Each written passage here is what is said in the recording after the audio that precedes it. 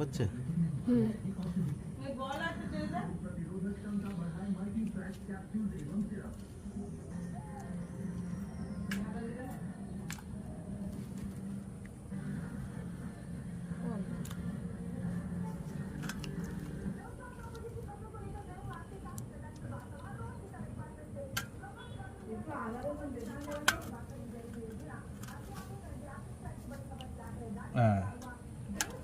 এই